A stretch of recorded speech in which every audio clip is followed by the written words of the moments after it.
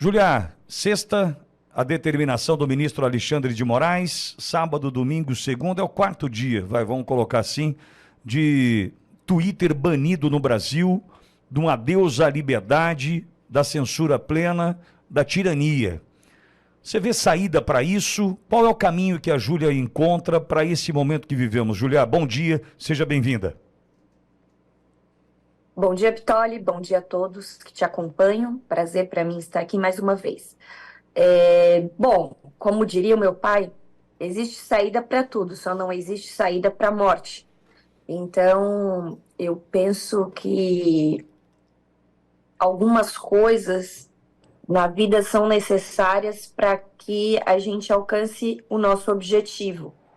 E nós estamos vendo o Alexandre de Moraes se expor não somente com os brasileiros, mas também na comunidade internacional. Por exemplo, aquele bloqueio que ele fez das contas da Starlink, que nada tem a ver com a questão do X, o Elon Musk nem é acionista majoritário daquela empresa. Existem outras pessoas envolvidas, outros mega investidores envolvidos nessa questão.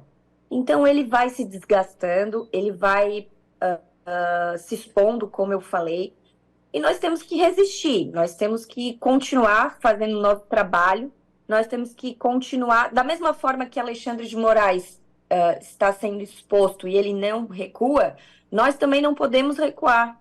Nós temos que avançar, nós temos que mostrar cada vez mais ao mundo tudo o que está acontecendo no Brasil e ver o que vai dar deste cenário.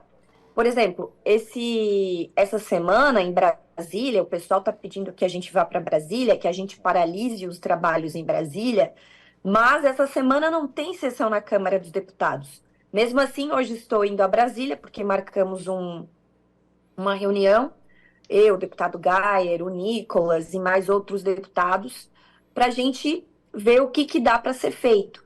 E nós temos que intensificar também a mobilização para o dia 7 de setembro, porque nós precisamos sim das pessoas nas ruas. Essa semana, me parece, tem sessão do Senado, no Senado, na Câmara, como eu falei, não tem. Então, nós talvez iríamos também conversar com alguns senadores e, quiçá, até com o senador Rodrigo Pacheco, em que pese eu soube que a sessão dessa semana no Senado ela é virtual. Então, nós temos que nos articular nesse sentido, permanecer unidos e mobilizados com o povo brasileiro. O povo brasileiro precisa estar ao nosso lado, como eu tenho certeza que está, mas não podemos ficar com medo, porque é isso que o opressor, quando oprime, quer.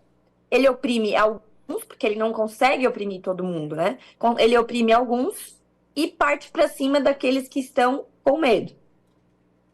Júlia, ao mesmo tempo a gente deposita uma esperança no Congresso, na Câmara e também no Senado, para que a gente tente, através de vocês, encontrar uma saída para isso. Entretanto, quando a gente fala de Rodrigo Pacheco, a gente precisa lembrar o seguinte, Júlia. Rodrigo Pacheco é do PSD, PSD é do Kassab, Kassab é do governo Lula, né? A gente sabe que existe uma estrutura política por trás das decisões do E do Moraes. governo Tarcísio ele é também, né? É assim, que é o que, para mim, macula, né, essa situação hoje que atrapalha um pouco o Tarcísio, é essa história. Aliás, fizemos uma denúncia aqui na semana passada, mas enfim, vamos em frente. Você acha que existe, de fato, algum caminho para que o Senado cumpra com o seu papel, Julia? Olha, é uma situação que a gente precisa enfrentar a realidade, né? Já dizia Olavo de Carvalho, como é que você quer mudar as coisas se você não enfrenta a realidade? Nós temos um pedido de impeachment que foi assinado por apenas 143 deputados federais. Apenas porque nós temos 513.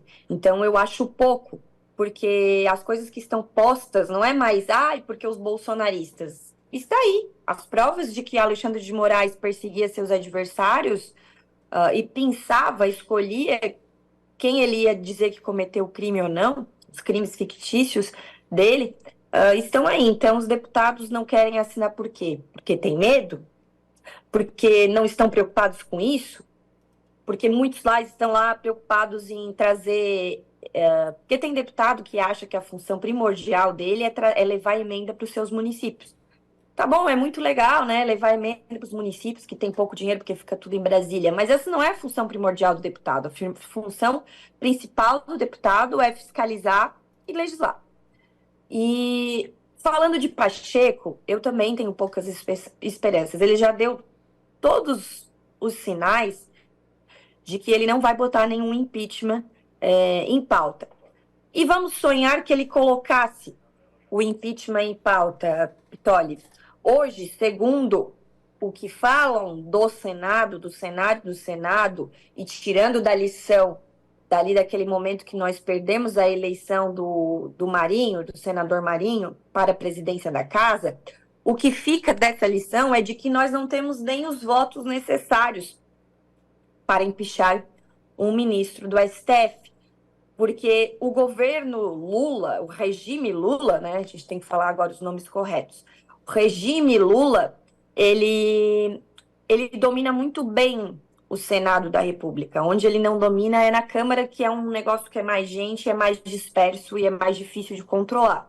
Mas no Senado ele domina muito bem. Então esse é o cenário que nós temos. Se esse cenário vai mudar com as recentes, com pressão popular ou com as recentes revelações, é o que nós precisamos trabalhar para.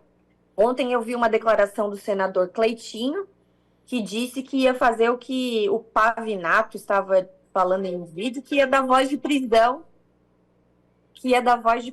para o senador Pacheco, se ele não abrisse a comissão do impeachment. Mas como explicado pelo próprio Pavinato, no vídeo que ele fez, depois esse pedido tem que ir para a PGR. É claro que a PGR não vai dar seguimento a isso. Então, nós temos um imbróglio aí, né? Eu também pedi para a minha equipe jurídica fazer um levantamento dessa questão, se quem tem que botar em pauta o impeachment é mesmo o presidente do Senado, ou pode ser algum senador individualmente. Porém, criou-se, acho que foi na época que Renan Calheiros era o presidente do Senado, e naquele momento, de ofício, ele recusou ali o impeachment, que era o pedido de impeachment de Gilmar Mendes naquela época. Enfim, daí que minha equipe jurídica me mandou o estudo hoje pela manhã. Mas o que acontece? Nós precisamos de mobilização popular, porque foi assim que nós fizemos na época do Fora Dilma, né? Nós fomos para as ruas muitas vezes, até que teve uma adesão, inclusive da classe política, que era até base do governo Dilma, e votaram pelo impeachment da Dilma. Então é isso que nós precisamos, na minha opinião, agora. Claro, coragem dos parlamentares, porque a gente sabe que quando você fala de Alexandre de Moraes, bota a cara a tapa, é claro que você tá com o seu na reta, né? Mas nós somos eleitos justamente para isso, para colocar o nosso na reta pela população. Porque vários colocaram suas vidas e seus negócios em perigo lá atrás e estão presos, né? Não estou falando de parlamentares, estou falando do povo, porque essas pessoas que estão presas até hoje, do dia 8 de janeiro, são pessoas simples que faliram sua padaria, porque foram presos, que não podem nem cuidar dos próprios filhos. Agora, Julia, o Victor Pires ali no chat está falando assim, Pitoli, vejo difícil melhora no quadro. X foi o primeiro, provavelmente outras redes vão cair, né? A manifestação querendo derrubar esse regime, a ditadura que está se estabelecendo como um câncer no Brasil é vital.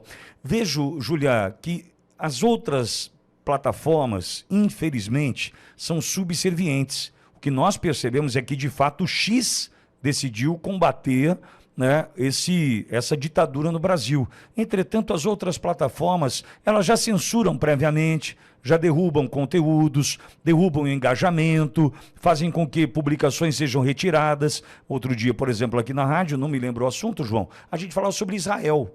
Veja, Júlia, sobre Israel. A gente fez uma publicação tratando de Hamas e Hezbollah, a rede, o YouTube derrubou. Você não pode tratar desse assunto. porque são assuntos sensíveis, de uma censura prévia que nós enfrentamos aqui, infelizmente. Você acha que isso deve avançar? Moraes vai tentar esticar ainda mais, se é possível, essa corda, Júlia? Eu tenho certeza. Eu sempre falei, quando começaram a sair ali os diálogos dos juízes dele, um cara como o Moraes, ele nunca recua, né? Aliás, é uma frase conhecida do comunismo, né? Que o comunista nunca recua. O cara que faz o que ele faz, ele tá numa situação também que se ele recuar, aí ele pode ser esmagado. Então eu acho que ele vai esticar assim mais a corda.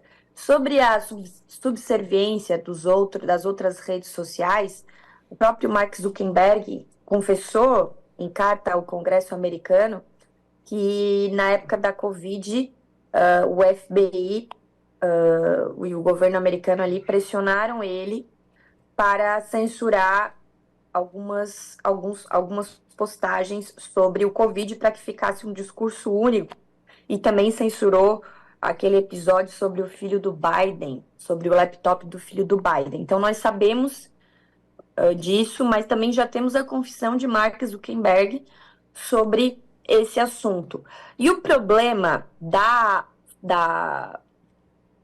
censura à liberdade de expressão não é um problema exclusivo do Brasil, Pitoli. Isso está acontecendo em vários lugares no mundo. Né? Tu vê que isso aconteceu, que eu acabei de falar, nos Estados Unidos. Então, nós estamos vendo que esse medo da interação popular que a rede social criou e que consegue destruir falácias antes controladas e manipuladas pela grande mídia, junto com grandes conglomerados econômicos, farmacêuticos ou qualquer outro conglomerado econômico, a rede social deu voz e organização às pessoas comuns, por isso que eles não gostam. Então, essa luta não é uma luta somente nossa do Brasil, não, é uma luta mundial. E quem diria, né? Eu sou um pouco pessimista também, igual o pessoal aí do chat. Não é que eu sou pessimista, eu sou realista, e a nossa situação realmente é muito ruim, não dá para negar isso. Mas quem diria que nós teríamos o Elon Musk, isso nunca passou na minha cabeça, comprando o Twitter e revelando tudo que revelou e agora enfrentando Alexandre de Moraes como está enfrentando. Né? Então, a tendência é que ele fosse mais um desses interessados em cercear nossa liberdade de expressão junto com outros conglomerados. Mas não, ele está enfrentando, mesmo correndo esses riscos de contas bloqueadas, de banimento do X do Brasil, ele é um cara que veio para agir fora do clubinho dos bilionários. Concordo. Agora, Júlia, vou misturar um assunto e preciso te ouvir. Com tudo o que está acontecendo no Brasil, a censura, X, Twitter, Elon Musk, tudo que a gente está acompanhando, vaza-toga, a disputa para a eleição municipal está ficando em segundo plano.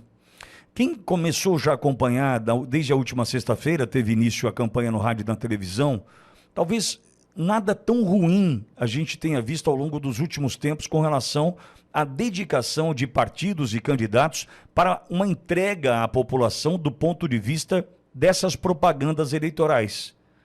Isso está ficando para depois e me traz um pouco de medo, Julia, porque é mais uma cortina de fumaça, embora a gente precise se dedicar e lutar contra os absurdos, a censura, a ditadura, só que tudo que cabe à eleição municipal agora, que é fortalecer a direita para a eleição de 2026, pode encontrar dificuldade em função dessa discussão estar diminuída. O que eu sinto é isso. Embora tenha ali São Paulo, Pablo Marçal e tudo que a gente está vendo ali, mas e as demais? Né? Péssima qualidade das campanhas e, ao mesmo tempo, a gente precisando olhar para outro lado, que é a censura, a ditadura, enfim. Como é que você vê, embora eu esteja misturando o assunto, o fim é um só. É o Brasil que a gente quer ver livre disso tudo, Julia.